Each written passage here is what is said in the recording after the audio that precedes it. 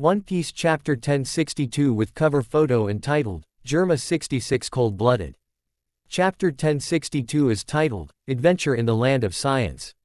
The issue begins with Frankie surprisingly asking Vegapunk if she really is the Vegapunk. Frankie says that Dr. Vegapunk is his role model and he spent 2 years in her research lab in Baltimore, stealing her technology and later absorbing it into his own cyborg body. He says there are a lot of things he wants to show her. Usopp was very surprised seeing a giant weaponized sea beast bigger than General Frankie. As usual, Sanji is really happy seeing a beautiful girl. And also Nico Robin is also surprised on appearance of Vegapunk, then interrupts that she's never heard of Vegapunk being a woman, also citing how the activity period, age, and appearance don't match because she's too young. Vegapunk responds that Robin is right and that she's not the real body, explaining that she is Punko too. Her name is then said to be Lilith, the evil Vegapunk. Suddenly someone call to Punko 2 and then questioning why she's really interested on looting and try to have some pride as a scientist. And also not to underestimate them because they are the Straw Hat Pirates. It also said to look at the swordsman pirate hunter Zoro of being calm and he knows that they're in range to end them in an instant. Also the same goes to Nico Robin. Zoro begun seriously draw an attention to Vegapunk and said that he have something want to her so she should better play nice. Their conversation end with Zoro. And we can see that another Vegapunk introduced, Vegapunk 01 Shaka the Logic Punk. It say that, no matter, bring them here. I have interest in that crew. I think the real Dr. Vegapunk has a interest to Straw Hat crew, maybe because to Luffy's Devil Fruit. We also know that Vegapunk is really interested in Devil Fruit. Meanwhile on the other side, Bonnie telling Straw Hats about her past. She reveals that her father, Kuma, was made into a weapon by Vegapunk, and he's nothing but a living weapon, which shocked Jinbei and Luffy. Luffy saying again Bonnie's name is Bogey. After they reach the surface, they see a giant robot and other space monsters. Luffy was very excited to touch one of the giant robot.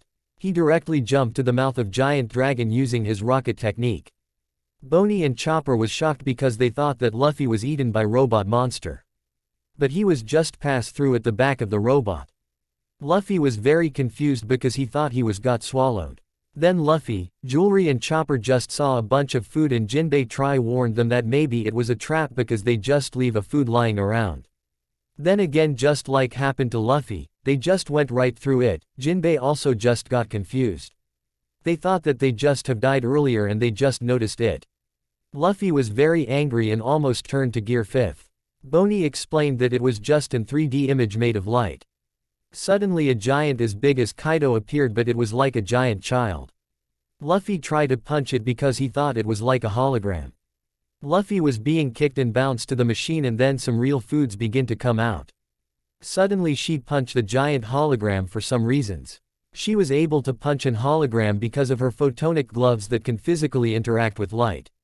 So maybe there is a possibility she can also punch Admiral Kizaru, who also have the power of light. Jinbei asked who really she is. She introduced herself as scientific genius Dr. Vegapunk. She's wearing number 6 in her dress. But the image shows that she is Vegapunk 05 Atlas. Maybe there is an error or we just wait for the clarification. Besides, the real identity of Vegapunk is yet unclear because of 6 different creations by the mad scientist claiming to be Vegapunk, that how really talented he is and a real genius. Before the chapter end, 3 CPO agents are showed planning to kill Dr. Vegapunk. It also shows that they're already the 6 different creations of Vegapunk because CPO agent Kaku holding paper about creations of Vegapunk. Rob Lucci said geniuses are such a pain. They will eliminate every single Vegapunk and the real Dr. Vegapunk. Rob Lucci was really conscious why they need to kill the most useful man in the world, and he is wondering if there is a connection to the recent Lulusia incident. So the chapter ends with Cypher Pole Agent and one Pacifista Seraphim on them with a different logo.